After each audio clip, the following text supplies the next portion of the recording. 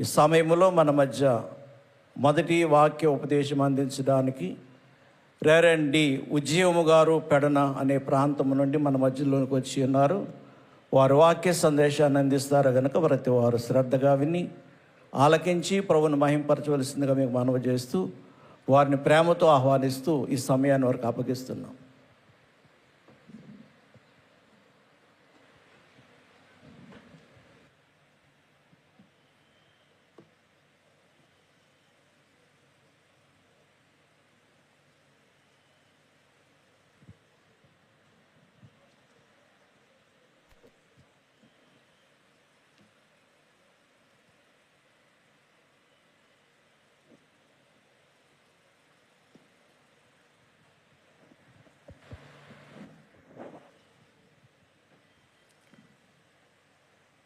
అందరికీ మరణాత. దేవదేవుని నామమున కృపా సమాధానములు. ఈ 87వ మహోత్సవములకు విచేసిన భక్త జనాంగములకు అందరికీ కూడా మరొకసారి హృదయపూర్వకమైన వందన. మరణాత. దేవుడు ఫాదర్ ఎం దేవదాసయ్య గారికి బయలుపరిచిన బైబిల్ మిషను అధినాయకులైన reverend doctor J Samuel Kiranayya గారికి మరియు 5 దినములు వేదికను అలంకరించి సభను సజావుగా నడిపిస్తూ అన్ని విషయములయందు అనేక మందికి ప్రోత్సాహకరముగా ఉంటూ ఉన్న స్టేజ్ని అలంకరించినటువంటి అధికార వర్గం అంతటికి కూడా నా హృదయపూర్వకమైన వందన. మరణాత తెలియచేస్తూ ఉన్నాను. అలాగనే దేవుడు అనుగ్రహించిన ఈ మంచి శ్రేష్టమైనటువంటి సమయాన్ని బట్టి ప్రభు నామాన్ని స్తుతిస్తూ పరిశుద్ధ బైబిల్ గ్రంథములో నుండి యెషయా గ్రంథము 60వ అధ్యాయము 7వ వచన భాగాన్ని నీ కొరకు కేదారు గొర్రె మందలన్నీయు కూడుకొనును, నెబాయోతు పొటేళ్లు నీ పరిచర్యకు ఉపయోగములగును, అవి నా బలిపీఠము మీద అంగీకారములగును, నా శృంగార మందిరమును నేను శృంగారించేదను. చిన్ని ప్రార్థన. పరిశుద్ధుడైన మా తండ్రి, నీ వాక్యమును వివరించుటకు కావలసినటువంటి ఆత్మశక్తిని మీరు అనుగ్రహించుము. నీ వాక్యవశములో మీరు నన్ను బలపరుస్తూ, సభికులైన వారిని బలపరుస్తూ, ఏ వర్తమానము మాకు అవసరమైనదో దానిని వినిపిస్తూ మీరే నీ కార్యమును సఫలము చేయమని ప్రార్థన చేస్తూ ఉన్నాం. ప్రభువా, నీ శక్తియు నీ బలమును నీ ఆత్మ పరిపూర్ణత లేనిదే మా నోటి వెంట ఏ మాట అయినను రాదు గనుక అందించువారము మీరు, అందుకొను వారము మేము అయి ఉన్నాము. అటు భాగ్యమును అనుగ్రహించి అందరికీ అర్థమయ్యే రీతిలో నీ వాక్యమును మీరే ప్రబోధించుమని మా మంచి వర్తమానికుడైన యేసు నామమున ప్రార్థిస్తున్నాను పరమ తండ్రి. ఆమేన్. ప్రియమైన దేవుని పిల్లలారా, నీ కొరకు కేదారు గొర్రె మందలన్నీయు కూడుకొనును. ప్రవక్త అయినటువంటి యెషయా చాలా సుస్పష్టమైనటువంటి వాక్యాన్ని మనకు అందిస్తూ మనకు క్రొత్త నిబంధనలో ఉన్నటువంటి 4 సువార్తలు, యెషయా గ్రంథాన్ని 5వ సువార్త అని వ్యాఖ్యానిస్తూ ఉంటారు. ఈ యెషయా గ్రంథములో అన్ని విషయములను ఆయన క్రోడీకరించి వ్రాసిన వారై ఉన్నారు. ఈరోజు నా వాక్య భాగం కేదారు గొర్రెల మంద.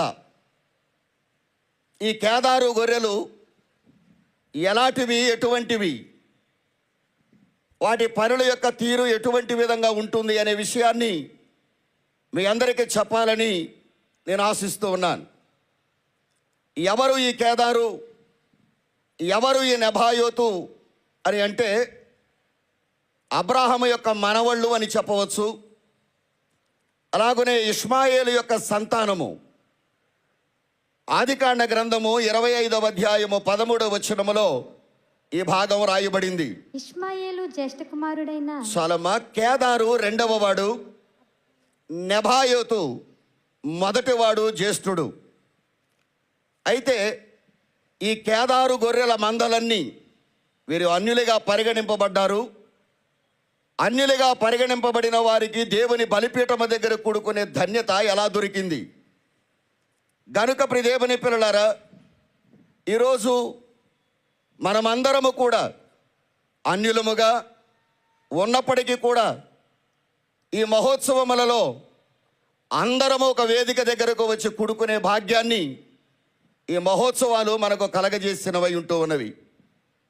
రేపు రాబోయేటువంటి 1000 ఏండ్ల పాలనలో కూడా అందరూ కూడా ఇలాగే కూడుకొని దేవుని ఆరాధిస్తారు అనడానికి ఇది ఒక రుజువుగా మనకు కనబడుతుంది అన్న సంగతి మీ అందరికీ నేను తెలియచేస్తూ ఉన్నాను. ఎవరు ఈ కేదారు? బలిపీఠమ దగ్గర కూడుకునే భాగ్యాన్ని దేవుడు వీరికి ఎందుకు ఇచ్చాడు?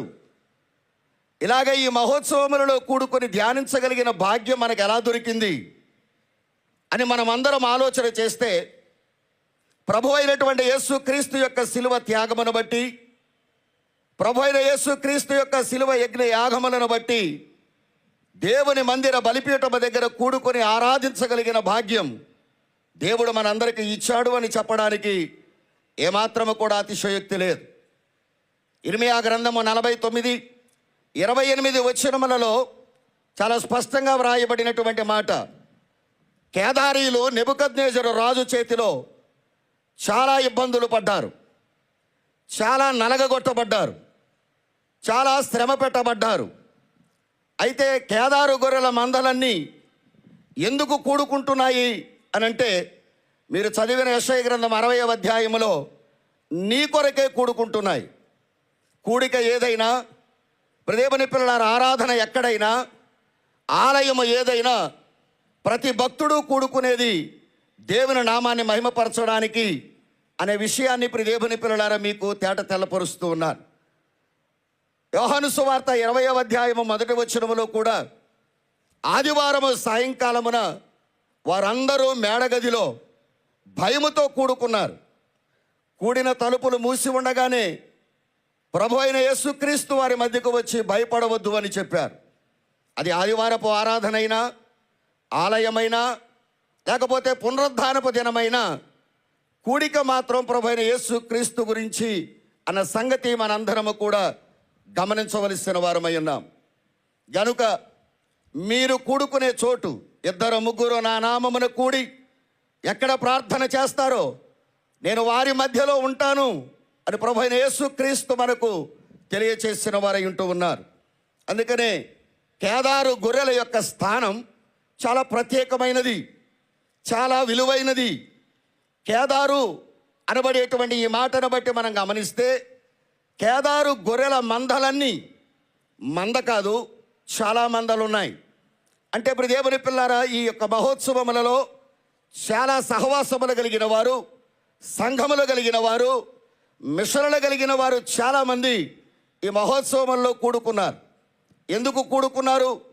ఆశీర్వాదం కొరకు కొంతమంది, ఆదరణ కోరి కొంతమంది, పాప ప్రక్షాళన కొరకు మరికొంతమంది, రాకడ సిద్ధపాటు, పెళ్లి కుమార్తె అలంకారాకృతమైనటువంటి వాటి కొరకు కొంతమంది. ఎవరు ఏ విధముగా వచ్చినప్పటికీ కూడిక చాలా ప్రధానమైనది. గనుక ప్రియమైన దేవుని పిల్లలారా, ఈ మహోత్సవములలో కేదారు గొర్రెల మందల వలె కూడుకున్న వారులారా, గొర్రెలు ఎప్పుడు కూడా గొర్రెల కాపరిని వెంబడిస్తాయి.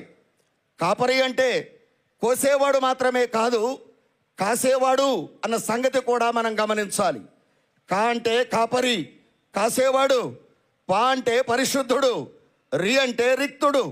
గనుక ప్రియమైన దేవుని సంగమా, పరిశుద్ధమైన స్థితిలో కాపరి ఫలించిన చెట్టు నుండి కోయడమే కాకుండా ఆ గొర్రెల మందను కాపు కాస్తూ ఉండాలి రాత్రింబగళ్ళు. కానీ గొర్రె కాపరిని వెంబడించాలి.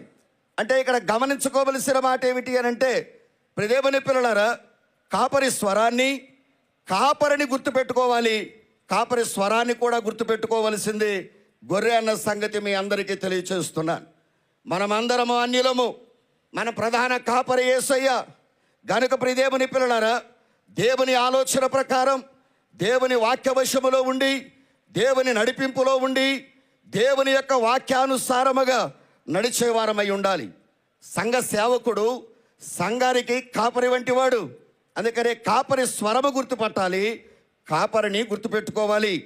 ఏదేను వనములో ప్రియ దేవుని సంగమా, అవ్వ అపవాది స్వరాన్ని గుర్తుపట్టలేకపోయింది. ఏది దేవుని స్వరం, ఏది అపవాది స్వరం, ఏది ఆదాము స్వరం అనేది గుర్తుపట్టనందువల్ల పాపములో పడిన సంగతిని మనందరము కూడా చూస్తూ ఉన్నాం.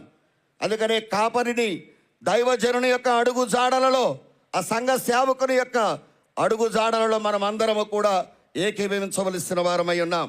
అయితే కేదారులో ఉన్న 7 శ్రేష్టతలు నేను మీతో పంచుకోవాలని నేను ఆశిస్తూ ఉన్నాను. ఆ 7 శ్రేష్టతలు మొదట మీకు నేను చెప్తాను. కేదారు అనంటే నలుపు అని అర్థం, లేదా ముదురు రంగు చర్మము గలవారు అని అర్థం. కేదారు అనంటే దుఃఖము అని అర్థం.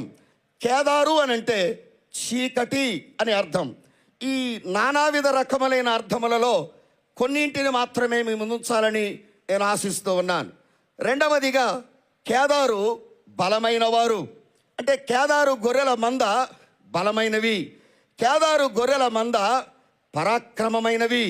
నాలుగవది కేదారు గొర్రెల మంద వ్యాపారవేత్తలు. ఐదవది కేదారు గొర్రెల మంద ప్రభావము గలది. ఆరవది కేదారు గొర్రెల మంద స్థిరత్వము గలది. కేదారు గొర్రెల మంద విజ్ఞాపన స్తుతిగానాలు చేయువారు. ఈ 7 విషయాలు క్లుప్తంగా మీ ముందు ఉంచుతాను. ప్రదేవుని సంగమా, అటు ఇటు తిరిగేవారులారా, మీరు కూడా శ్రద్ధగా దేవుని వాక్యాన్ని వినాలని ప్రభు పేరట మీకు తెలియచేస్తూ ఉన్నాను. కేదారు అనగానే ఒక మాట చదువుదాం.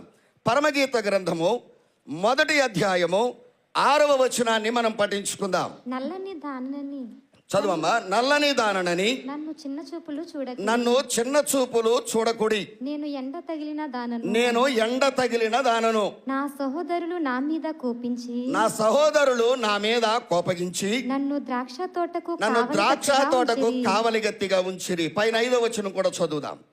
యెరూషలేము కుమార్తెలారా, యెరూషలేము కుమార్తెలారా, నేను నల్లని దాననైనను సౌందర్యవంతురాలను. ఓకే. కేదారు వారి గుడారముల వలెను, కేదారు వారి గుడారముల వలెను, సొలొమోను నగరు తెరల వలెను, సొలొమోను నగరు తెరల వలెను నేను సౌందర్యవంతురాలను. సౌందర్యవంతురాలను. చాలు. ఇక్కడ ప్రియ దేవుని సంగమా, కేదారు 2 పోలికలు పోలుస్తూ ఉన్నారు. ఒకటి, కేదారు గుడారముల వలె నల్లగా ఉన్నాను అని. రెండవది, సొలొమోను నగరు తెరల వలె ఉన్నాను అని పోలుస్తూ ఉన్నారు. మొదటిది కేదారు అంటే నలుపు, కనుక నల్లని దానను అని మీరు చిన్న చూపులు చూడవద్దు.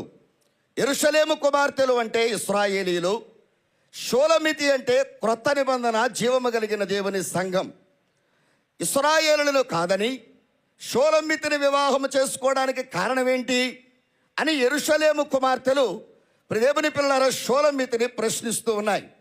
కనుక నామకార్థ క్రైస్తవులు నమ్మకమైన క్రైస్తవులను ఎప్పుడూ ప్రశ్నలు వేస్తారు. అందుకే దైవజనులు అన్నారు, అవిశ్వాసికి అన్ని ప్రశ్నలే, విశ్వాసికి ఏ ప్రశ్నలు ఉండవు, ఎన్నడూ అవి రావు. గనుక అసలు ఈ కేదారు గొర్రెల మంద నన్ను ద్రాక్ష తోటకు కావలిగత్తిగా పెట్టారు.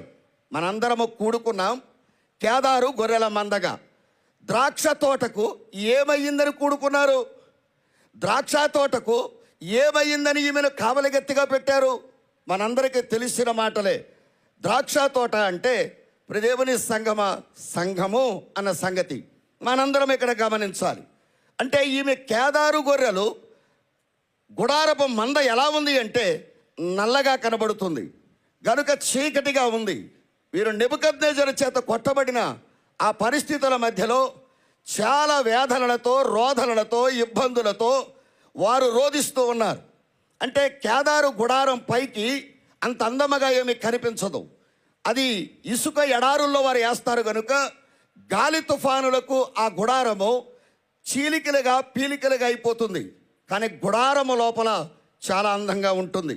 అయితే ద్రాక్ష తోట మీదకి ఏ వచ్చినవని వ్రాయబడింది అంటే గుంట నక్కలు వచ్చాయి, నక్కలు వచ్చాయి. దేవుని పిల్లలారా, నక్క అనగానే మనందరికీ తెలుసు అది జిత్తుల మారిది అని. నక్క వల్ల పెద్ద ప్రాబ్లం లేదు, కానీ గుంట నక్క వల్ల చాలా ప్రాబ్లమ్స్ ఉంటాయి. ఏంటి ఆ మాట అంటే క్లుప్తంగా చెప్తాను. దేవుని పిల్లలారా, నీరున్న చెట్టు ఎంత ఏపుగా ఎదుగుద్దో అలాగే నీరుకు వేరు కావాలి, వేరుకు నీరు కావాలి. కానీ గుంట నక్క డైరెక్ట్గా ఏం చేస్తుందంటే, అది నాటినప్పుడు రాదు, మొక్క ఎదిగినప్పుడు రాదు, పందిరి వేసినప్పుడు రాదు, పూత పట్టినప్పుడు రాదు. కానీ అది ఫలించి అది మన నోటికి అందే సమయానికి దేవుని పిల్లలారా గుంట నక్క ఏం చేస్తుందంటే వేరుని కొట్టేస్తుంది. కనుక ఆ వేరును కొట్టివేసే పాడు చేసే నక్కను నేరుగా పట్టుకోండి అంటున్నాడు. కష్టానికి నష్టాన్ని మిగులుస్తుంది, తోట ఎదుగుదలకు అది అడ్డం వస్తుంది. నేరుగా వేరును కొట్టేయడమే కాకుండా అది ఎండిపోవడానికి కూడా కారణమవుతుంది. కేదారు అంటే నలుపు. గనుక నల్లనిగా ఎందుకు మారావు అంటే, నాకు చాలా కష్టం వచ్చింది, చాలా బాధ వచ్చింది, నా గుడారం మీదకి చాలా ఇబ్బందులు వచ్చాయి. నా శరీరం అనే గుడారం కావచ్చు, నా ఆత్మీయమైన గుడారం కావచ్చు, ఈ గుడారం మీదకి చాలా ఇబ్బందులు వచ్చాయి. గనుక నేను ఎలాగో ఇబ్బందులు పడుతున్నాను. అందుకని ఆదికాండం 3వ అధ్యాయం 2వ వచనములో 24వ వచనములో 4వ అధ్యాయం ఆదికాండం 9వ వచనములో ఈ విధంగా రాయబడింది, ద్రాక్ష తోటకు ఆయనను కావలి గత్తిగా పెట్టారు అని రాయబడింది.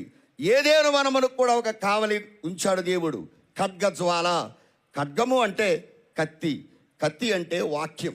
గనుక దేవుని పిల్లలారా, వాక్యమై ఉన్న దేవుడు, జ్వాల అంటే అగ్ని, అగ్ని అంటే పరిశుద్ధాత్మ.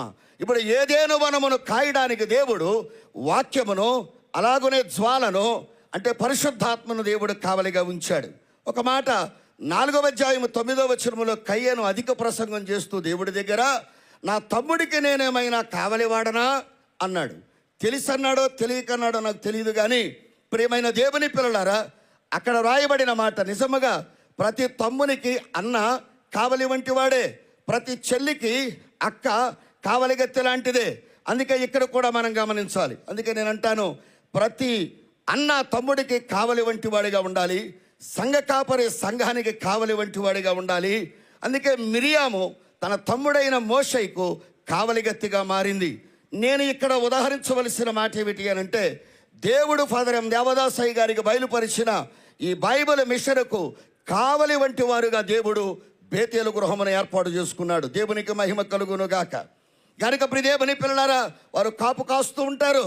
గనుక దేవుని పిల్లలారా, దేవుడిచ్చిన భాగ్యాన్ని బట్టి, అలాగే ద్రాక్ష తోటలో ప్రవేశించిన సంఘము స్థాపించబడిన 2024 సంవత్సరముల నుండి నక్కలు ప్రవేశించాయి, గుంట నక్కలు ప్రవేశించాయి. అవి 7 త్వరగా మీకు చెప్పేస్తాను, వివరించే సమయం కాదు కనుక. దేవుని పిల్లలారా, ఒక మాట మీరు చదువుకుంటే కొరంథీ మొదటి పత్రిక 5:6లో పులిసిన పిండి, వేషధారణ అనేటువంటివి సంఘం అనే ద్రాక్ష తోటను పాడు చేస్తాయి. రెండవది ప్రసంగి గ్రంథము 10వ అధ్యాయము 11వ వచనములో బుద్ధిహీనత అనేటువంటి నక్క మీలో ప్రవేశిస్తే ఖచ్చితంగా అది మనలను పాడు చేస్తుంది. అలాగనే సామెతల గ్రంథము 6వ అధ్యాయము 10వ వచనములో కొంచెము నిద్ర, కొంచెము సోమరితనం అనే నిర్లక్ష్యం, అలక్ష్యం మిమ్మల్ని పాడు చేస్తుంది. అలాగే ఆదికాండము 25వ అధ్యాయం 30వ వచనములో కొంచెం తిండిపోతుతనం దేవుని పిల్లలారా మిమ్మల్ని పాడు చేస్తుంది. అలాగే యెహోషువ గ్రంథం 6వ అధ్యాయం 18వ వచనములో కొంచెం శపింపబడిన దానిలో నుండి నువ్వు తీసుకొని దాచుకోవడం వల్ల కూడా దేవుని పిల్లలు నువ్వేం దాచావో దాని ద్వారా నువ్వు దోచుకోబడతావని ప్రభు పేరట మీకు తెలియచేస్తూ ఉన్నాను. తర్వాత లూకా సువార్త 8:13లో కొంచెం కాలము నమ్మి శోధన కాలమున తొలగిపోవడం కూడా దేవుని పిల్లలారా ప్రమాదమే. అందుకే ఒక చిన్న ఉదాహరణగా మీకు చెప్తాను. దేవుని సంగమా, కొంచెం త్వరగా వెళదాం.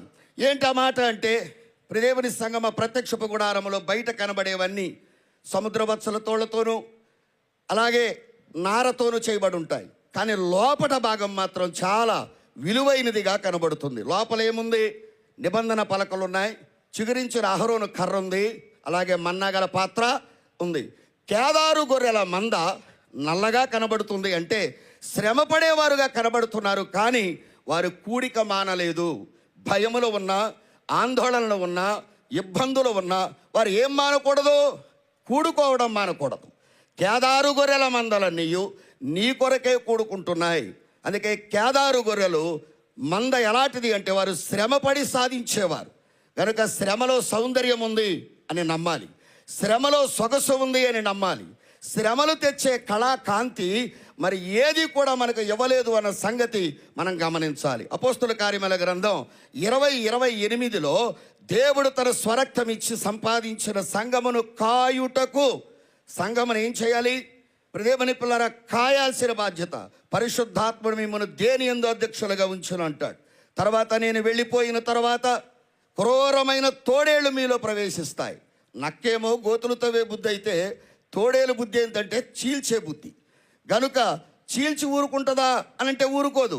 కుడిది ఎడమకి, ఎడమది కుడికి పడేస్తుంది, అంటే అతక్కుండా చేయటానికి. దీనిని ఏమన్నారంటే వ్యాఖ్యానాల్లో దేవుని పిల్లల మాట మార్పిడితనము అన్నారు. దేవుని పిల్లలారా, ఉన్నది లేనట్టుగా లేనిది ఉన్నట్టుగా కల్పనా కథలు చెప్పడమే. కనుక తోడేలు పని చీల్చడం, మందను వారు కనికరించరు. తర్వాత అంటాడు 31లో, నేను 3 సంవత్సరాలు రాత్రింబగళ్ళు కన్నీళ్లు విడుచొచ్చు మనుషుడికి మానక బుద్ధి చెప్పి తిని. అందుకనే కొంతమందిని సంఘములో అపవాది ఏం చేస్తున్నాడు అని అంటే, దేవుని పిల్లలారా, చాలామందిని పాడు చేస్తూ ఆయుధాలుగా చూసుకుంటున్నాడు. ధరణిపై దారి తప్పిన వారందరినీ దారిలో పెట్టే వారంగా మనం ఉండాలి. మీ పిల్లలకి ఎవరైనా బుద్ధి చెప్తే ఎందుకు చెప్తున్నారు అనొద్దు. అందుకే దేవుని పిల్లలు యోబు గ్రంథం 42:15లో, శ్రమ పడిన తర్వాత వచ్చిన సంతానమైన యోబు కుమార్తెల దేశంలోనే సౌందర్యవంతులు. అలాగే పిలువబడిన అబ్రహాము భార్య కూడా 12వ అధ్యాయం ఆదికాండం 14వ వచనంలో దేవుని పిల్లలు అబ్రహాము గారి భార్య కూడా సౌందర్యవంతురాలు. అలాగనే శ్రమపడి మొర్దెకై ద్వారా సిద్ధపరచబడిన ఎస్తేరు కూడా 2వ అధ్యాయం ఎస్తేరు గ్రంథం 7వ వచనంలో కూడా ఆమె సౌందర్యవంతురాలు. అందుకనే కేదారు శ్రమపడేవారు, శ్రమలో వచ్చిన సౌందర్యం చాలా గొప్పది. 87 సంవత్సరాలుగా నిర్విరామముగా బైబిల్ మిషన్ మీదకి ఎన్నో శ్రమలు వచ్చాయి. ఈ శ్రమల గుడారములో ఎదుగుతున్న సౌందర్యమే ఈ 87వ మహోత్సవం అని మీ అందరికీ నేను తెలియచేస్తూ ఉన్నాను. దేవునికి మహిమ కలుగునుగాక. ఆమేన్. రెండవదిగా దేవుని పిల్లల కేదారు గొర్రెల మంద బలాఢ్యులు. దేవుని పిల్లల యెషయా గ్రంథం 21:17లో కేదారీయులు బలాఢ్యులు. గొర్రె బలమైందా బలహీనమైనదా అంటే దేవుని పిల్లలారా, బలహీనమైనదే, కానీ అది బలమైనది. కనుక యోవేలు గ్రంథము 3వ అధ్యాయం 10వ వచనములో దేవుని పిల్లలారా అక్కడ వ్రాయబడింది, వారు పరాక్రమశాలులు అని. కొంతమంది చూడండి, 3 పూట్ల తింటారో నీరసం అంటారు. గొలియాత్ అంత ఎత్తుంటాడు, దేవుని పిల్లలారా యుద్ధం అంటే భయం అంటాడు. కనుక జాగ్రత్తగా మనం ఆలోచించాలి. అందుకే సామెతల గ్రంథం 29:25లో, ఫిలిప్పీలకు రాసిన పత్రిక 4:13లో, నన్ను బలపరచువాని యందే నేను సమస్తము చేయగలను అంటాడు. అందుకే భయపడటం వలన మనుషుల మీదకి ఉరివచ్చును అంటాడు. ఉరితాడు మనిషిని చంపితే భయం నీలో ఉన్న సామర్థ్యాన్ని చంపేస్తుంది. నువ్వు సమర్థుడివే, సామర్థ్యం గలవాడవే, కానీ నీలో ఉన్న భయం ఉరితాడు కంటే భయంకరమైనది. 84వ కీర్తన గ్రంథం 5వ చరణంలో, నీ వలన బలమునందు మనుషులు ధన్యులు అంటాడు. తర్వాత 7వ వచనంలో, వారు నానాటికి బలాభివృద్ధి పొందుతారు, వారు ప్రయాణం చేస్తారు, వారిలో ప్రతివాడు సీయోనులో ఉంటాడు. నాకు తెలియక ఒక మాట అడుగుతాను, నడిచిన కొద్ది బలం తగ్గుద్దా పెరుగుద్దా? మీరు చెప్తున్నారు కానీ నాకు వినపడదు కనుక ఒక మాట అడుగుతాను. నడిచిన కొద్ది దారి తరుగుద్ది, బలము తగ్గుద్ది, కానీ వీరు నానాటికి బలాభివృద్ధి పొందుతున్నారు. కారణం ఏంటి? ఆ పైన 5వ వచనమే, నీ వలన బలము నొందిన మనుషులు. వాళ్ళు ఎవరి వలన బలము పొందారు? బైబిల్ మిషన్ బలమైనది అనడానికి ప్రార్థనయే, సన్నిధియే, మోకాళ్ళ జీవితమే, ఉపవాసమే దానికి కారణం. వారు నానాటికి బలాభివృద్ధి పొందుతున్నారు. అయ్యగారు అందుకే బలమును, కీర్తియు, శక్తి, ప్రసిద్ధత సర్వము నీవే అని రాసుకొచ్చారు. చిన్న కాకోలములు పెట్టిన ఆహారమును తిని దేవుని పిల్లలారా బలమైన పని చేసిన ఏలియాని ఇక్కడ జ్ఞాపకం చేసుకోండి. దేవుని పిల్లలారా, మనిషి కుమారుడు ఆహారము వలన కాదు రొట్టె ముక్క వలనే జీవిస్తాడు అని మత్తయి సువార్త 4వ అధ్యాయంలో చెప్పిన ప్రభు మాటను మీరు జ్ఞాపకం చేసుకోండి. అసలు బలపరచడానికి కారణం ఏంటి? నేను అసమర్థుడను, నేను పనికిరాని వాడిని, నేను చేతకాని వాడిని, నేను కృంగిన వాడిని అని ఒకవేళ నువ్వు బాధపడుతున్నావా ఈ సభలో? ఒకవేళ మీ అందరికీ ఒక చిన్న సలహా, దేవుడు నీకు ఇచ్చిన బలాన్ని బట్టి బహుగా ప్రార్థన చేసి బలాన్ని నువ్వు సంపాదిస్తే ఆ బలముని యొద్ద నుండి ఎవడు కూడా కొట్టివేయలేడు, ఎవరు కూడా దాన్ని తీసివేయలేరు. అందుకనే బలహీనులు అన్నారు, పామరులు అన్నారు, జాలరులు అన్నారు, నాగరికత లేని వారు అన్నారు, విద్యావిహీనులు అన్నారు. ఏముంది వీరి దగ్గర అన్నారు ఆది కాలంలో ఆది అపోస్తులని. వారు భూమిని తలక్రిందులు చేశారు మేడగది అనుభవాన్ని బట్టి అని ఇక్కడ నేను మాట చెప్పగలను. అలాగే ప్రియదేవుని పిల్లలారా, అందుకే దేవుడిచ్చిన భాగ్యాన్ని బట్టి 3 బలవంతులను మీకు చూపిస్తాను. న్యాయాధిపతుల గ్రంథం 11వ అధ్యాయం 1వ వచనములో గిలాదు వాడైన యెఫ్తా ప్రియదేవుని పిల్లలారా పరాక్రమము గల బలాఢ్యుడా అని పిలువబడ్డాడు. నీ బలము నీ మోకాళ్ళ జీవితమే. అందుకనే ప్రియదేవుని పిల్లలారా, తర్వాత మీ అందరికీ తెలుసు గిద్యోను కూడా పరాక్రమము గలవాడే. అందుకే యోహాను మొదటి పత్రిక 2వ అధ్యాయం 14లో యవనస్తులారా మీరు బలవంతులై ఉన్నారు. యవనస్తులకు బలము ప్రియ దేవుని సంగమ వారికి అలంకారం అని మీకు జ్ఞాపకం చేస్తున్నాను. అందుకే దైవజనులు రాస్తూ సంసోను బలమును నీకు ఇచ్చేదను, సంతోషించుము సంతోషించుము. షార్ప్ మైండ్ ఉన్నవాడే, సెన్సిటివ్ హార్ట్ ఉన్నవాడే, స్ట్రాంగ్ బాడీ ఉన్నవాడే. కానీ ఒక వ్యాఖ్యానకర్త ఇలాగ మాట్లాడుతూ అంటాడు, ఎద్దు లాంటి మనిషి బుద్ధి లేక నీళ్లలాగా జారిపోయాడు అన్నాడు. ఎద్దు లాంటి మనిషే, బుద్ధి లేదు, నీళ్లలాగా జారిపోయాడు. కనుక ప్రియదేవుని పిల్లలారా సెన్సిటివ్ హార్ట్ కలిగిన వాడు, స్ట్రాంగ్ బాడీ ఉన్నవాడు, ప్రియదేవుని పిల్లలు షార్ప్ మైండ్ ఉన్నవాడు అర్ధరాత్రి వేళ దివిటీలను వెలిగించి నక్కలను పట్టాడు అంటే జిత్తులు మారి నక్కను, అతని కన్ను ఎంత షార్ప్గా ఉంది, అతని మైండ్ ఎంత షార్ప్గా ఉందో మీరు ఆలోచించాలి. ఇక అవన్నీ వివరించలేను. కానీ ప్రియదేవుని పిల్లల మూడవదిగా యెషయా గ్రంథం 21వ అధ్యాయం 17వ వచనాన్ని, కేదారీయులు బలాఢ్యులు విలుకాండలో శేషించువారు కొద్దివారగుదురు. దేవుడికి మహిమ కలుగునుగాక. అంటే కేదారు గొర్రెల మంద పరాక్రమవంతులు. ఒకవేళ బ్రాకెట్లో పెట్టుకోవాలనుకుంటే మనం ఈటె గలవారు. అంటే ప్రియదేవుని పిల్లలారా ఈటె వాడాలి అని అంటే మనకేముండాలి? గురి ఉండాలి. కత్తి గుడ్డివాడైనా వాడతాడు, కానీ ఈట వాడాలంటే చెప్పండి, బాణము వాడాలంటే ఖచ్చితంగా దృష్టి ఉండాలి. కనుక ప్రియదేవుని పిల్లలారా గురి ఉండాలి. కొత్త నిబంధన సగమని పిలువబడుతున్న దేవుని సంగమా, జీవమగల దేవుని సంగమా, మీకు గురి ఉండాలి. అందుకే దైవజనులు అన్నారు, గురి దరి లేనట్టు నేను విరువగనేలా. గురి దరి రెండు కలిగి ఉండాలి. నీ చదువులో నీ గురి ఏమిటి? నీ వ్యాపారంలో నీ గురి ఏమిటి? నీ ఆత్మీయ జీవితంలో నీ గురి ఏమిటి? నీ సేవలో నీ గురి ఎవరిని గురిగా పెట్టుకుంటున్నావు? కత్తి అంటే బలము అన్నారు దైవజనులు. ప్రియదేవుని పిల్లారా ఈటే అని అంటే బాణము అంటే జ్ఞానము అన్నారు. కత్తి దగ్గరికి వచ్చిన వాడిని నరుకుతుంది బలమున్నంత కాలమే. కానీ జ్ఞానం దూరము నుండి వచ్చేటువంటి శ్రమను కూడా పసిగట్టగలదో. నీవు మంచం మీద పడిపోయిన జ్ఞానం పనిచేస్తుంది. అందుకనే భక్తి బలం నీ దగ్గర నుంచి ఎవ్వరు కూడా ఎప్పటికీ కూడా లాగేసుకోలేరు. ఏదైనా లాక్కోగలరేమో. కనుక ప్రియదేవుని పిల్లలారా ఫిలిప్పీలకు రాసిన పత్రిక 3వ అధ్యాయం 17వ వచనములో మేము మీకు మాదిరి అయి ఉన్న ప్రకారము నడుచుకుని వారిని గురిగా పెట్టు చూడుడి. సంఘములో ప్రియదేవుని పిల్లలారా సేవలోని పరిచర్యలు నీకు ఎదురయ్యే సమస్యలు, గురుగులు ఉంటాయి, గోధుమలు ఉంటాయి, మేకలు ఉంటాయి, గొర్రెలు ఉంటాయి, నక్కలు ఉంటాయి, గుంట నక్కలు ఉంటాయి, విశ్వాసులు ఉంటారు, అవిశ్వాసులు ఉంటారు, ఆగిపోయిన వాళ్ళు ఉంటారు, సాగిపోయిన వాళ్ళు ఉంటారు. కానీ నీవు సాగిపోయే వారిని, విశ్వాసులైన వారిని, నీకు మాదిరిగా ఉన్న వారిని నువ్వు గురిగా పెట్టుకోవాలి. అందుకే ఏ సంఘానికి వెళ్ళినా నీ గురి దేవునిలో ఎదిగే వారిని నువ్వు గురిగా పెట్టుకుంటే నువ్వు ఆ దరి చేరగలుగుతావు, నీ బరి నువ్వు రీచ్ అవ్వగలుగుతావు. ఎంత స్థితి కలిగిన వారైనా సంఘములో మీరు తగ్గింపు కలిగి ఉండండి. దేవుని నడక ఆగిపోయిన వారిని గురించి మీ కుటుంబాల్లో సంభాషణ చేయొద్దని ప్రభు పేరట తెలియచేస్తూ, ప్రియదేవుని పిల్లల కేదారు గొర్రెల మంద ఏం కలవారు అంటే పరాక్రమవంతులు, ఈట గలవారు.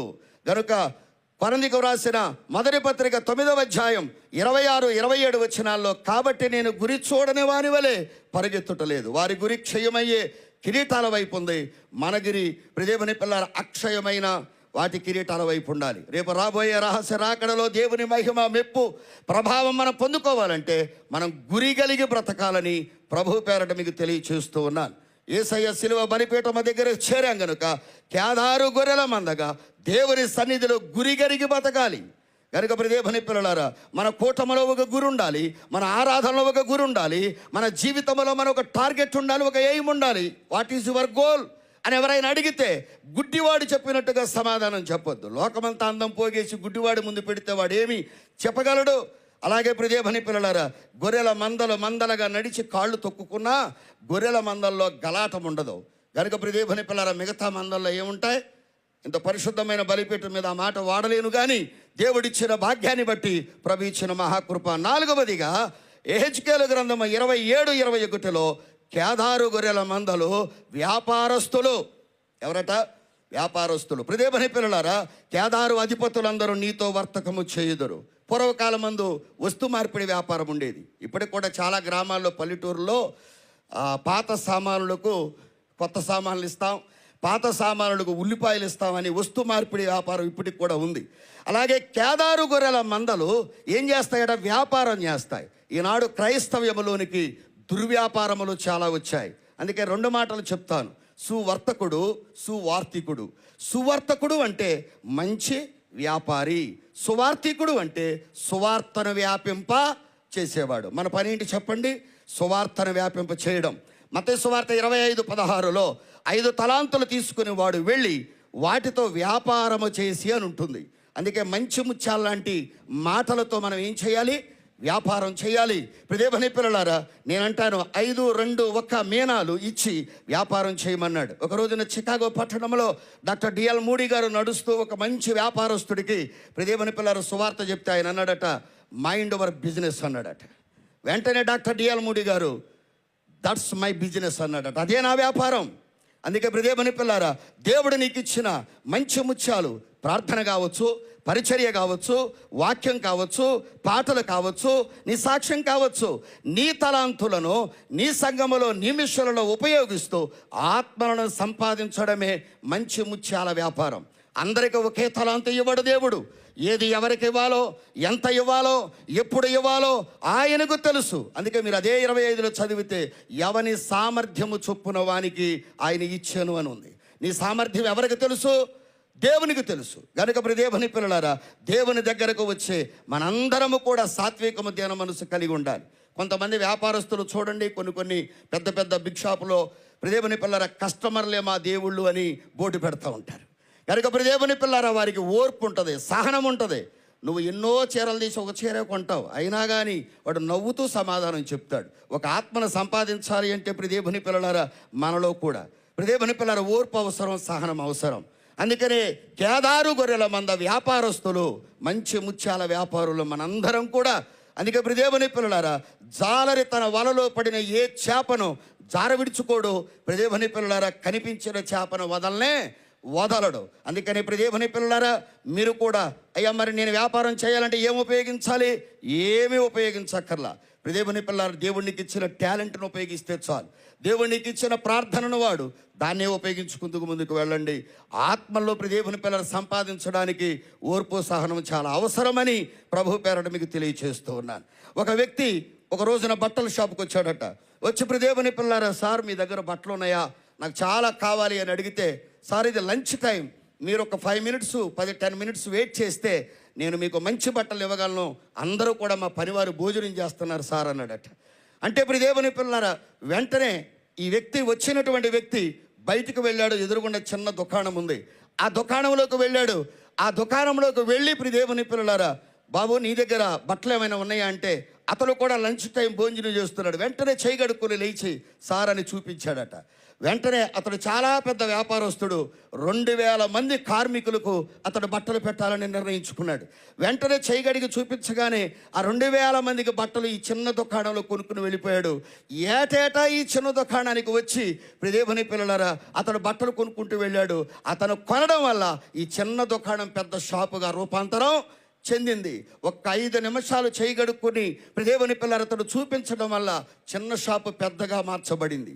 అందుకే నేను అంటాను, ప్రియదేవుని పిల్లలారా, నీ దురుసుతనం వల్ల లేకపోతే నువ్వు మాట్లాడే మాట వల్ల ప్రియదేవుని పిల్లలారా 100 మందిని నీ దగ్గర నుంచి కోల్పోతావు అన్న సంగతి ప్రియదేవుని పిల్లలారా మీ అందరికీ నేను తెలియచేస్తూ ఉన్నాను. అందుకే 5వదిగా ప్రియదేవుని పిల్లలారా, దేవుడిచ్చిన భాగ్యాన్ని బట్టి యెషయా గ్రంథం 21:16 వచనం, కేదారు గొర్రెల మంద ప్రభావము గలది.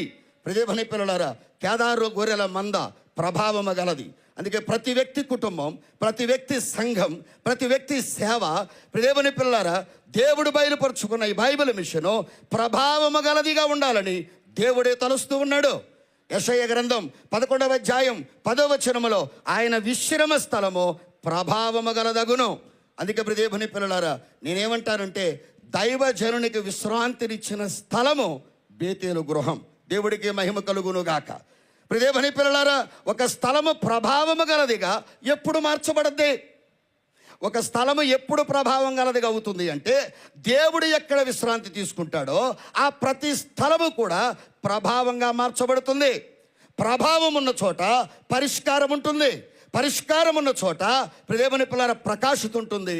ప్రకాశత ఉన్న చోటకి ప్రజలు వద్దన్నా వస్తారు. దేవుడికే మహిమ కలుగునుగాక. అందుకే ప్రియదేవుని పిల్లలారా, 12 ఏళ్ల రక్తస్రావము కలిగిన స్త్రీలోనికి యేసయ్య ప్రభావం వెళ్ళింది. ఆ సమస్యకు పరిష్కారం దొరికింది. ప్రియదేవుని పిల్లలారా, దేవుని ప్రసన్నత దొరకాలంటే దేవునిలో మనకేం దొరకాలి? విశ్రాంతి దొరకాలి. ఆయన విశ్రాంతి స్థలముగా ఉండేది ఏది అంటే మానవ హృదయమే. కొందరి హృదయాలు గర్వముతో ఉన్నాయి, కొందరి హృదయాలు జారత్వముతో ఉన్నాయి, కొందరి హృదయాలు వేరే వేరే ఆలోచనలతో నిండి ఉన్నాయి. అందుకే ఆయనకు విశ్రాంతి లేదు. మరి విశ్రాంతి లేకపోతే ఏమవుతుంది? విశ్రాంతి గల స్థలాలుగా ఉండాలంటే 3 విషయాలు మనలో ఉండాలి. 1 పరిశుద్ధత, 2 పవిత్రత, 3 వినయం. లేకపోతే ఏం జరుగుద్ది అని అంటే, కీర్తనల గ్రంథం 78:59లో ఈ మాట రాయబడింది. దేవుడు దీన్ని చూచి ఆగ్రహించి ఇశ్రాయేలునందు బహుగా అసహించుకొనెను. 60వ వచనములో, షిలోహు మందిరమును తాను మనుషులలో సంస్థాపన చేసిన గుడారమును ఆయన విడిచిపెట్టాను. కనుక ప్రియదేవుని పిల్లలారా, ప్రభావము కలిగిన స్థలముగా ఉండవలసిన స్థలాలు ప్రియదేవుని పిల్లలు విడిచిపెట్టబడడానికి కారణం మన మానవ హృదయంలో పరిశుద్ధత, పవిత్రత, ప్రార్థన లేని స్థలాలుగా మారిపోతున్నాయి. అందుకే ప్రసంగి గ్రంథం 5:1లో, దేవుని మందిరమునకు వెళ్ళినప్పుడు నీ ప్రవర్తన జాగ్రత్తగా చూసుకో. చెత్త కార్యాలు చేశామా చిత్తు కాగితంలాగా లేపేస్తాడు ఆయన. కనుక జాగ్రత్త. యోగ్యతగా ప్రవేశించాం, దేవుడి సేవకుడిగా, దేవుని యొక్క విశ్వాసుల ప్రియబిడ్డలముగా ఆత్మానుసారంగా మొదలయ్యాం. ప్రియదేవుని పిల్లలు ఆత్మానుసారంగానే ముగించాలి, లేకపోతే ప్రభావం వెళ్ళిపోతుంది. నలిగిన దేహాలు వెలుగుతాయన్న సంగతి. ప్రార్థన కొరకు నలిగావా? పరిచర్య కొరకు నలిగిపోయావా? మిషన్ కొరకు నలిగావా? నలిగిన చోటు వెలుగుతుంది. వెలుగున్న చోటికి ప్రభావం వద్దన్నా దిగి వస్తుంది. అందుకే ప్రియదేవుని పిల్లారా, ఆస్తులు వృద్ధి చెందినట్లుగా ఆత్మలో మనమందరము వృద్ధి చెందవలసిన వారమై ఉన్నాం. ఆమేన్. అలాగనే ప్రియదేవుని పిల్లారా, 6వదిగా 125వ చరణం, కేదారు గొర్రెల మంద స్థిరత్వము గలవారు. కేదారు వారు ఎవరట? గొర్రెల మంద స్థిరత్వము గలవారు. అందుకే మనందరం కూడా ఏం కలిగి ఉండాలి? స్థిరము కలిగిన వారమై ఉంటూ ఉండాలి. కనుక ప్రియదేవుని పిల్లలారా, చంచలమైన భక్తి వద్దు, నిష్ఠ భక్తి కలిగిన వారమై ఉండాలి. కనుక ప్రియదేవుని పిల్లలారా, కొరింథీయులకు వ్రాసిన 1 పత్రిక 15:58లో, ప్రియ సహోదరులారా, మీ ప్రయాసము ప్రభువునందు వ్యర్థము కాదని ఎరిగి స్థిరులును కదలని వారును ప్రభువు కార్యాభివృద్ధి అందు ఎప్పటికీ ఆసక్తులై ఉండుడి. మన నోటికి 2 దవడలు ఉంటాయి. ఏ దవడ కదులుద్ది? కింద దవడే కదులుద్ది, పై దవడ కదలదు. పై దవడ ఎలాగో స్థిరముగా ఉందో కదలకుండా, నీ సువార్తలో, నీ మిషనులో, దేవుడి ఏర్పాటు బైబిల్ మిషన్ గుంటూరు పక్షంగా నీవు నేను స్థిరత్వము కలిగి ఉండాలి. లోకస్తులకు చేసిన ప్రయాస వ్యర్థం కావచ్చేమో, కానీ ప్రియదేవుని పిల్లరా, దేవునికి చేసే ప్రయాస ఎప్పటికీ వ్యర్థం కాదు. అందుకే ప్రియదేవుని పిల్లలారా, పరిచర్య చేసిన, నమ్మకంగా జీవించిన కుటుంబాల్లో నుండి దేవుడు యాజకులను, నాయకులను, అలాగే పాలకులను దేవుడు లేవనెత్తుకున్నాడు. ఆలయములో పరిచర్య చేసిన సమూయేలును, దాను మొదలుకొని బెర్షెబా వరకు 854 కిలోమీటర్ల విస్తీర్ణములో ఎదురులేని ప్రవక్తగా దేవుడు స్థిరపరుచుకున్నాడు. బాల్యము నుండి వృద్ధాప్యం వరకు ఆయన మాట ఒక్కటి కూడా తప్పిపోలేదని బైబిల్లో రాయబడింది. అందుకే నేను అంటాను, స్థిరముగా ఉండాలి, నీ మాట స్థిరంగా ఉండాలి. ప్రియదేవుని పిల్లలారా, నీవు స్థిరంగా ఉండాలి, నీ సమస్తము స్థిరముగా ఉండాలి, స్తంభమలాగా. ప్రియదేవుని పిల్లలారా, స్థిరమైన మనిషి ఆలోచనలను మహిమకు మారుస్తాడు. స్థిరము లేని వారి ఆలోచనలు మహిమలో ఉన్న మట్టికి మార్చబడతారు. అందుకే ప్రియదేవుని పిల్లలారా, చీప్ మెటీరియల్లో నుండి చీఫెస్ట్ మెటీరియల్ను తీయగలిగిన వాడు నా ప్రభు అయినటువంటి యేసుక్రీస్తు. దేవునికే మహిమ కలుగునుగాక. 7వది ప్రియదేవుని పిల్లలారా, చిట్ట చివరిది, కేదారు గొర్రెల మంద యెషయా గ్రంథం 42:11లో విజ్ఞాపన స్తుతిగానాలు చేస్తారు. ప్రియదేవుని పిల్లలారా, వారు బలముగా దేవునికి విజ్ఞాపన స్తుతిగానాలు చేస్తారు. కేదారు నివాస గ్రామములు బిగ్గరగా పాడవలెను. ప్రియదేవుని పిల్లలారా, ఎలా పాడాలట? బిగ్గరగా పాడాలి, గట్టిగా పాడాలి. సరే, మంచిది ప్రియదేవుని పిల్లల, సమయానుకూలంగా ముందుకు వెళదాం. 12వ వచనములో, ప్రభావము గలవాడని మనుషులు యెహోవాను కొనియాడుదురు. 13వ వచనంలో తర్వాత చదువుకోండి ప్రియదేవుని పిల్లలారా. అందుకే 132 16వ చరణంలో దానిలోని భక్తులు బిగ్గరగా ఆనందగానము చేస్తారు. 17వ వచనంలో అక్కడ దావీదు కొమ్ము మొలవ చేసేదను అంటున్నాడు. బిగ్గరగా పాటలు పాడాలి. అందుకే ప్రియదేవుని పిల్లలారా, దేవుని ఆలయములో ప్రియదేవుని పిల్లల పాటలు పాడిన, ప్రార్థన చేసిన ప్రియదేవుని పిల్లలారా నువ్వు ఎలా ఉండాలి? కొంతమందికి ప్రార్థన ఇస్తే దయచేసి అపార్థం చేసుకోవద్దు, దీన్ని అన్యదా మీరు భావించవద్దు. కానీ ప్రియదేవుని పిల్లలారా, కొంతమంది మరియమ్మకు అక్కల్లాగా ప్రార్థన చేస్తారు మందిరంలో. ఇంటికి వెళ్ళిన తర్వాత మొత్తం లూసిఫర్కు వదిలే. కనుక జాగ్రత్తగా ఉండాలి ప్రియదేవుని పిల్లలారా. కొంతమందికి ప్రార్థన ఇస్తే ప్రియదేవుని పిల్లలు ఇక మరియమ్మకు అక్క ఇచ్చిన పాస్టర్ గారు కూడా ఆపమంటకు భయపడిపోవాలి. అలాగుంటుంది. కనుక ఇంటికి వెళితే ప్రియదేవుని పిల్లలారా, ఆలయంలో ప్రార్థన చేస్తే ప్రభువా ఒలీవ మొక్కల్లాగా నన్ను నా పిల్లల జ్ఞాపకం చేసుకో అంటారు. ఇంటికి వెళ్తే మొత్తం జిల్లేడు మొక్కలే ఎక్కడుంటాయి? టీవీ ముందే. అలా ఉండకూడదని ప్రభు పేరట మీకు తెలియచేస్తూ ఉన్నాను. ప్రార్థన చేసేటప్పుడు జాగ్రత్తగా మనందరం ఉండాలని ప్రభు పేరట మీకు తెలియచేస్తూ ఉన్నాను. వాడు గొడవ పడాలనుకున్నాడట, పక్కోడేమో గొడవ ఎందుకు అనుకున్నాడట, అనుకుని గోడ కట్టాడు. గొడవ పడాలనుకునేవాడు గోడ దూకొచ్చేనే గొడవ పడతాడు. గోడ కట్టినంత మాత్రాన గొడవేం ఆగదు. గొడవ పడాలనుకున్నవాడు ఏదైనా దూకొచ్చేస్తాడు. అందుకనే యోబు గ్రంథం 38:7 ప్రియదేవుని పిల్లలారా మీరు చాలా జాగ్రత్తగా మీరు చదువుకోండి. మన పుట్టుక, మన జీవితం, మన జన్మం, మన యొక్క ప్రతిదీ కూడా పెళ్ళైనా, చావైనా, మరింకోటైనా ఏదైనా క్రైస్తవ జీవితంలో పాటతో ప్రారంభం, పాటతోనే ముగింపు. కనుక జాగ్రత్తగా ఈ విషయాన్ని అపోస్తల కార్యముల గ్రంథం 16:25 మధ్యరాత్రి వేళ పౌలు శీల ఏం చేస్తూ ఉన్నారు చెప్పండి? పాటలు పాడుతున్నారట. మధ్యరాత్రి వాళ్ళు పాటలు పాడితే ఖైదీలు కనపడి, మధ్యాహ్నం పాడినా పక్కవాడు కనపడతలా మనకి.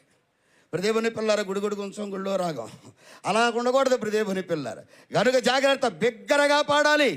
పాడుట వలన దేవుడికి మహిమ. విజ్ఞాపన చేయాలి. ఇప్పటివరకు చాలా వాక్యాలు వింటూ వచ్చారు. అలాగే ప్రియదేవుని పిల్లల జకర్యా గ్రంథం 2:10 సియోను నివాసులారా నేను వచ్చి మీ మధ్య నివాసము చేతును, సంతోషముగా పాటలు పాడండి. కనుక ప్రియదేవుని పిల్లలారా, పాటల ద్వారా దేవుడు అద్భుతములు ఎన్నో చేశాడు అన్న సంగతిని మనందరము కూడా గమనించవలసిన వారమై ఉన్నాం. దావీదు 7 సార్లు స్తుతించాడు, 3 సార్లు ప్రార్థన చేశాడు. ఆయన జీవితం అనేక మందికి ఆశీర్వాదకరంగా ఉందని ప్రభు పేరట మీకు తెలియచేస్తూ ఉన్నాను. అందుకే ప్రియదేవుని పిల్లలు నువ్వు ఎక్కడున్నా ప్రతి సాయంకాలమున నీ ఇంటిలో ఒక ధ్వని వినబడాలి. అది సియోను పాటల గీత వినబడాలి. అందుకే అయ్యగారు నిసుపైన విజ్ఞాపన ప్రార్థన చేయు వాలిమ్మో తండ్రి. అప్పుడు యుద్ధము చేయు యోధుని వలె, శూరుని వలె బయలుదేరి ఆయన నీ మధ్యకు వస్తాడని ప్రభు పేరట మీకు తెలియచేస్తూ ఉన్నాను. గనుక ప్రియదేవుని పిల్లల దినవృత్తాంతముల 2వ గ్రంథం 20వ అధ్యాయం 21వ వచనములో అతడు జనులను హెచ్చరిక చేసిన తరువాత యెహోవాను స్తుతించుటకు గాయకులను ఏర్పరిచాడు. యుద్ధం వచ్చినప్పుడు యుద్ధ వీరులను ప్రియదేవుని పిల్లల ఏర్పాటు చేయాలా, లేకపోతే యుద్ధ వీరులను ఏర్పాటు చేయాలా, పాడేవారిని ఏర్పాటు చేయాలా? కానీ ఈ వ్యక్తి పాడేవారిని ఏర్పాటు చేశాడట. సమయం అయింది. 4 రాజ్యాలు మీదకు వచ్చిన ఒక వ్యక్తి ఎలా జయించగలిగాడంటే కేవలం విజ్ఞాపన స్తుతి గానాల ద్వారా. నిర్గమాకాండం 15:11 యెహోవా వేల్పులలో నీ వంటి సముడెవడు, పరిశుద్ధ మహనీయుడువు నీవు, స్తుతి కీర్తనను బట్టి పూజ్యనీయుడువు, అద్భుతములు చేయువాడు నీ వంటి వాడు. అందుకే స్తుతులు, ఘన సంస్థుతులు. దిక్కుముక్కు లేని వారిని ఐగుప్తీయులు తరిమారు, కానీ ఎర్ర సముద్రాన్ని పాయలుగా చేసి ఎదురుగా వచ్చిన ప్రతి సమస్యను ఆయన ఎలాగైతే దారిగా మలిచి ముందుకు నడిపించాడో, ఐగుప్తీయులకు దారి మూసింది ఆ ఎర్ర సముద్రమే, ఇశ్రాయేలులకు దారినిచ్చింది ఆ ఎర్ర సముద్రమే. దావీదు గానము చేయగా సౌలులో ఉన్న దురాత్మ బయటకు వెడలిపోయింది. శత్రువుకు అపజయం, విశ్వాసికి విజయాన్ని ఇచ్చాడు. యెహోషువ సైన్యం 7 సార్లు తిరగగా ప్రియదేవుని పిల్లలు యెరికో గోడల యొక్క తలుపులను అపవాది మూస్తే యెరికో యొక్క ప్రాకారములనే దేవుడు తెరిచాడు అన్న సంగతి మీకు తెలుస్తున్నాను. ప్రియదేవుని పిల్లలు అపవాది ద్వారాలు మోస్తాడు, దేవుడు ప్రాకారాలే మన కొరకు తెరుస్తాడు. విశ్వాసికి విజయం ఇస్తాడు. విజ్ఞాపన మానొద్దు, స్తుతి మానొద్దు. శ్రమపడిన విజయం మన వశమవుతుంది. గానాలు చేసిన వారిని గద్దెల మీద కూర్చోబెట్టి గనులుగా దేవుడు తీర్చాడు. కనుక ఈ సంవత్సరమందు ఈ 87వ మహోత్సవములకు వచ్చిన మీ అందరికీ దేవుడు అట్టి విజయమును, అట్టి విశ్వాస వీరత్వమును, స్థిరత్వమును, శూరత్వమును కలుగచేసి దేవుడే ఈ మిషను కొరకు బలమైనటువంటి దేవుని చేతిలో బాణములుగా దేవుడు వాడుకుని దైవ దీవెనతో నింపి మీ అందరినీ వర్ధల చేయును గాక. ఆమేన్. చిన్ని ప్రార్థన. పరిశుద్ధుడైన మా తండ్రి, దీవించుము, ఆశీర్వదించుము. ఇంత పర్యంతము అల్పుడను అయోగ్యుడను అశక్తుడనైన నన్ను నిలబెట్టుకుని వాడుకున్న విధానం కొరకు వందనాలు. ఈ సమయం మీదిగా భావించి తండ్రి ప్రభ మీరు కార్యము చేశారు. ఎత్తబడిన వాక్య విత్తనము హృదయ మధ్యలో ఫలింప చేసి బిడ్డలను నూరంతలుగా ఫలింపులోనికి తీసుకుని రమ్మని ఇటు అవకాశం ఇచ్చిన మిషను అధినాయకులకును అధికారుల వర్గమంతటికిని ప్రభా మీరే నీ కృపాక్షేమములు అనుగ్రహించి కావలసిన విజయముతో ఈ మిషన్ను నింపి విజయోత్సవ సభగా ముందుకు సాగించుమని యేసునామమున ప్రార్థిస్తున్నాం పరమ తండ్రి, ఆమేన్. 87వ మహోత్సవములో నాకు ఇటు అవకాశాన్ని కలుగజేసిన త్రిత్వదేవునికి, జనుకుల ఫాదర్ ఎం దేవదాసయ్య గారికి నా హృదయపూర్వకమైన వందన మరణాత నేను చెల్లిస్తూ, అలాగనే మిషన్ అధినాయకులు reverend doctor J Samuel Kiranayya గారికి, బేతేలు గృహవాసులందరికీ, పెద్దమ్మ గారికి, అలాగనే మరి మిషన్ అధికారులైన మా వైస్ ప్రెసిడెంట్ అయ్య గారికి, సెక్రటరీ అయ్య గారికి, జాయింట్ సెక్రటరీ అయ్య గారులకు నా హృదయపూర్వకమైన వందన మరణాత. దైవ సేవకులకు, సభికులకు అందరికీ పేరు పేరున హృదయపూర్వకమైన వందన మరణాత. మరణాత. బోలో యేసు మహారాజుకి, రాజుల రాజుకి, ప్రభువుల ప్రభువుకి, దేవాది దేవునికి, బైబిల్ మిషన్కు, కాకాని స్వస్తిశాలకు, బేతేలు గృహమునకు, బోలో యేసు మహారాజుకి. మరణాత.